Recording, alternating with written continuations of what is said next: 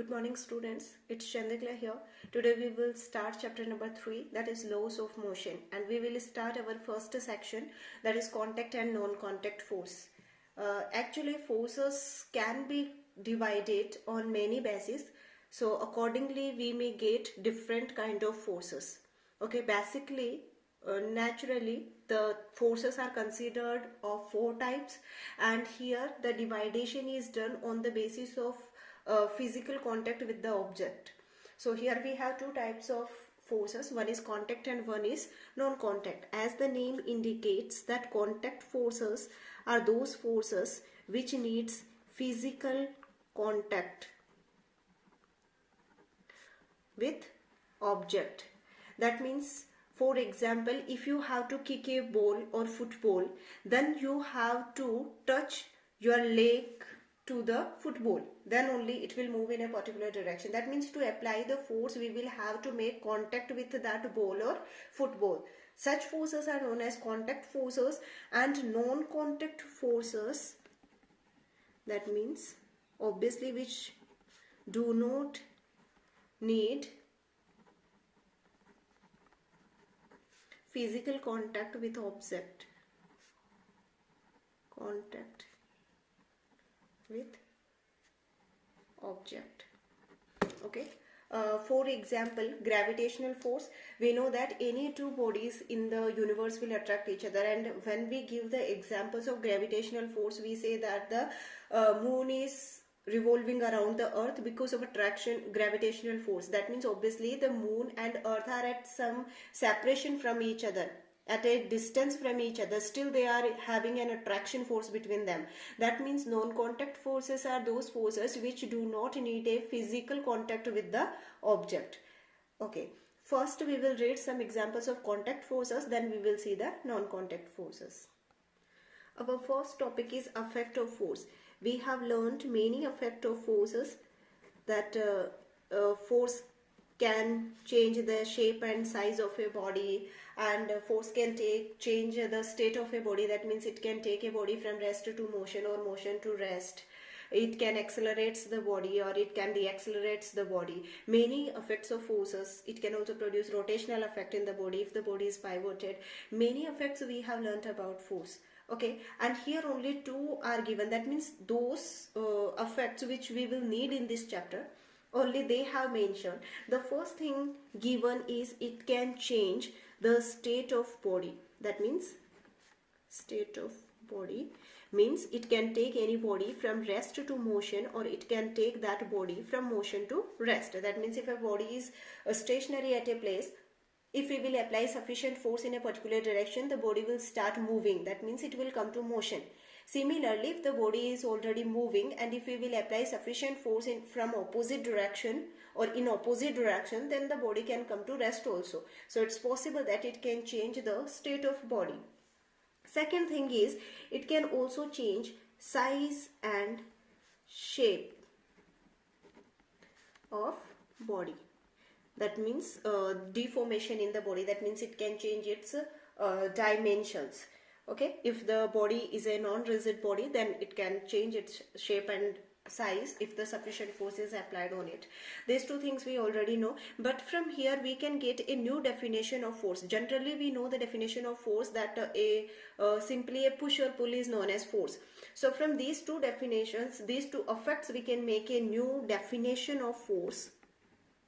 That is, force is a physical cause. That means a physical quantity which is responsible for what?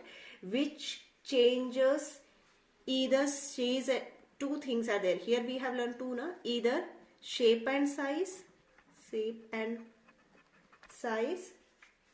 or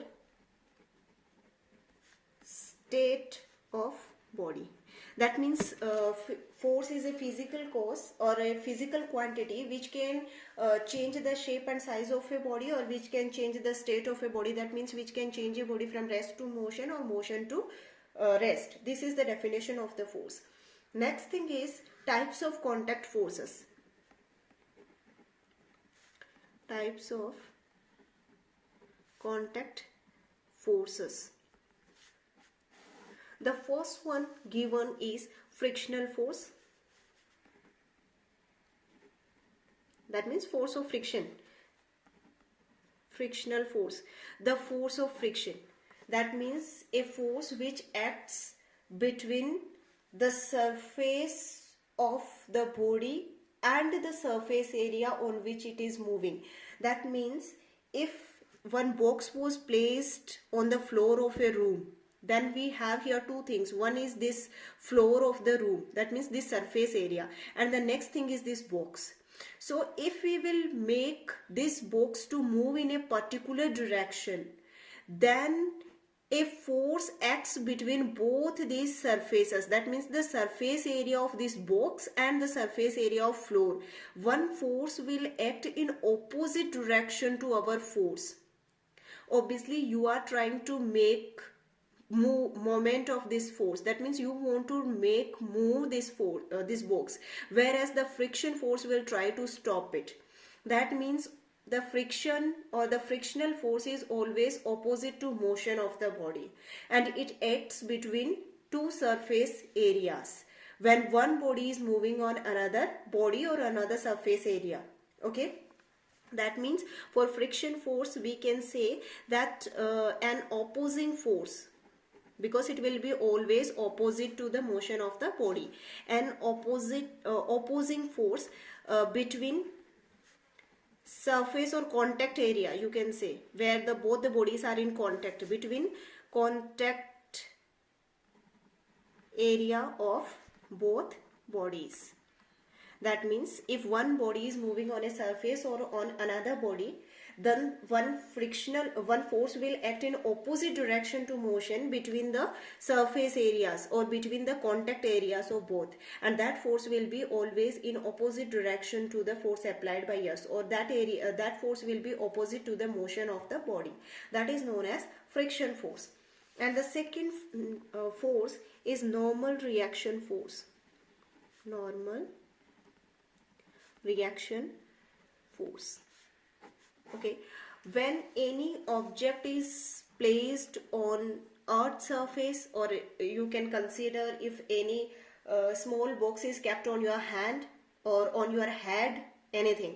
That means if any object is placed on the surface of the earth, then this object will exert a force in the downward direction which will be equal to weight. We know that weight is also a force which is equal to mg.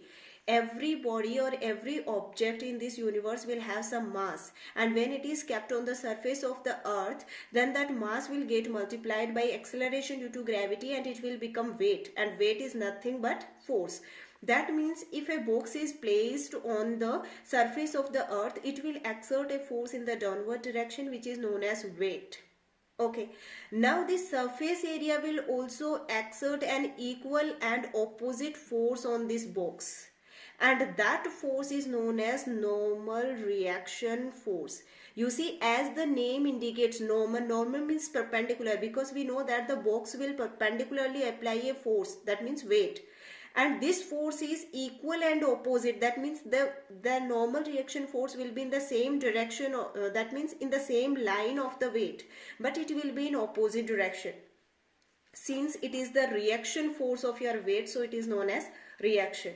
If the box will apply force on earth's surface, then the surface will also apply force on earth. That means for every action there is equal and opposite reaction. That's why this is known as normal reaction force. That means force applied by, I'm not writing full definition, I'm writing some small words which can be remembered.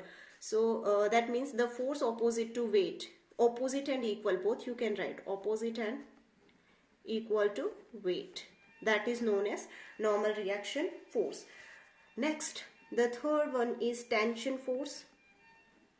First thing, tension force is always taken in consideration in the string, or you can say rope, or you can say thread, whatever. That means if you are having any thread or rope or string, and if you have suspended it with the help of a rigid support, and if you will suspend a box with the help of this was one rope, with the help of that rope you have suspended here one box. Now obviously your box will have some weight, and weight will be in the downward direction. So if there would be only weight, then this box should fall down on the surface of the earth. If this is the surface of the earth, then this box should fall down here, but it has not done like that. That means it is not falling.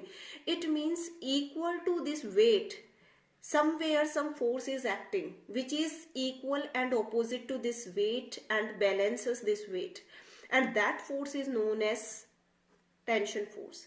That means the force in a string or rope or thread opposite to this weight. That means here we have taken the rigid support, because to the tension force to act, this must be a stretched string or rope, otherwise it won't be able to act. That means this is known as tension force. Okay, that means which balance the weight of the box, because of which the box is not falling on the earth surface, because this weight has been balanced by the tension force. Okay. Next one is force exerted by spring. That means in other words you can say that it is a spring force, or you can say restoring force. Generally this restoring force. Okay, so now we are going to study about spring force or restoring force. As the name indicates, that means the force working in a spring. We know that we can contract a string or we can expand a string, that we know. That means if this is the normal state of a spring, okay, if we will apply a force in this direction, then obviously the spring will get expanded. If we are applying a force in this direction, the spring will get expanded. That means its length will increase. Some amount of elongation will take place here. Similarly, if we will compress the spring, then we will apply a force in this direction. That will shorten the actual length of the spring. That means the spring will get something like that. If we are applying a force on this spring to compress it, this is compression, this is expansion. So in both conditions the length of the spring changes, that we have noticed. But one more thing we have noticed, when we apply a force to increase the length of the, that means for the expansion, if we will apply a force in this direction for expansion, the spring has been expanded. As soon as we will remove this force, then the spring will come back to its original state. That means the spring expanded because you have applied the force. That's okay. But why after removal of this force it is coming back to original position? That means what kind of the force is acting, or what kind of force is responsible to bring it back? Because automatically any body cannot change its state. Newton's law, right? That means if the body is kept stationary, it will want to sit peacefully there. It won't move here and there. It won't do any expansion or contraction, right? So that means for sure some force is acting on the spring, which is bringing the spring back. And what is that force? That force is our restoring force, or you can say spring force. Similarly, when we apply a force on the spring to compress it, as soon as we will remove the external force, the spring will come back to its original position. Why? That means some kind of force is there which is bringing it back to its original position, and that same force is known as restoring or spring force. That means the spring force doesn't have any specific direction, but obviously it will be opposite to the force applied by you. If you are applying the force in this direction, then the restoring, obviously you see the name, restore. It wants to restore, it wants to take back the spring in the original state. So that means it will be opposite to your force. If you are applying here, then it will be here. And if you are applying here, it will be here. So if the force applied by you is kx, then the force applied by spring will be minus kx. That means in magnitude it will be equal, but direction, we know that force is a vector quantity. So here positive and negative sign indicates it's a direction. That means both the forces will be always opposite. So that is known as a spring force. And in the contact force, the last topic is force exerted during collision. Collision means we know that if two bodies will collide with each other, If this is body A, this is body B. If two bodies will collide with each other, then body A will apply some force on body B, and similarly the body B will also apply a force on body A, right? So this is known as collision force, obviously, and similarly it can move. You see, when two bodies collide with each other, after collision they are separated in two different directions. Need not to be exactly like this. That depends on the kind of collision take place. They can move in any direction, but the thing is they will move in a particular direction, and obviously, as I said right now, without any kind of force, body will not move anywhere, from anywhere to anywhere, right? So that means here also some forces are acting, and some forces are acting means same thing. The body A will move because the body B has applied some force on A. Similarly, the body B will also move because the body A has applied some force on body B. That means when two bodies collide with each other, they apply force on each other. Okay, so that is known as the force exerted during collision. Now our next topic is non-contact. We don't have to discuss much about it because we know all the things about them. Generally, three forces are included in non-contact forces. First, I will discuss magnetic because right now we have learned about it, right? So, magnetic force. That means we know that same poles repel each other, opposite poles attract each other, and we know that repulsion and attraction both are forces. That means the repulsion and attraction found between the poles of a magnet is known as magnetic force. One more thing we have seen is, actually in 10th chapter we have seen that for the repulsion and attraction between same kind or opposite kind of poles, we do not need to attach both the magnets. Right? From some distance also we can clearly experience the repulsion or attraction. That means what? That means magnetic force is also a non-contact force because we do not need any physical contact. Right? Before that, physically connecting with that particular body, it start attracting or repelling the particular object. Okay. Second thing is gravitational. That is our favorite. So for gravitational force, you know, any two bodies in this universe which will have mass will attract each other. Now here the good thing is gravitational force is always attractive. Why? Because here poles are of two types, north and south. So there can be same kinds of poles, there can be opposite kind of poles. Obviously, if they will be same kinds, they will repel each other, and if they will be opposite kinds, they will attract each other, right? But in gravitational, two masses are attracting. That means one body is there, it is having some mass m1, another body is there, it will have mass m2. But masses are always positive, na? That means ultimately the gravitational force will be positive. It cannot be negative, right? So here same thing is there, gravitational force G m1 m2 upon r square. R means distance between both the bodies. At what distance they have kept. If they have kept at larger distance, then the attractive force will be less. That means as the distance will increase, force will decrease. Directly depend on force masses. If the value of mass will be more, then the value of force will be also more. G is universal gravitational constant, so it will have a constant value, it's not going to change. So for that we don't have to think. This is the gravitational force and it is non-contact force, obviously.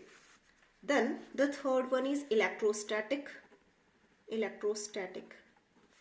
As we have seen that magnet has two types of poles, so there can be attraction and repulsion. Similarly, if we will take two charges, then same thing is there. Both the charges can be of same kinds or both the charges can be of different kinds. And accordingly, the electrostatic force can also be attractive or repulsive, right? If obviously, if both the charges are of same kinds, there will be repulsion. They will repel each other. And if the charges are of different kinds, then they will attract. So same thing is there. F. Here also we will have a constant, and here we will have Q1 Q2 upon R square. R is again distance between both the charges. So here the concept is magnetic and electrostatic. They can be attractive, they can be repulsive. But gravitational force is always attractive since the masses are always of same kinds. Alright? Okay. So these are about the non-contact forces. Some examples are given that you will see by yourself. Rest of the things we will see next class. Thank you.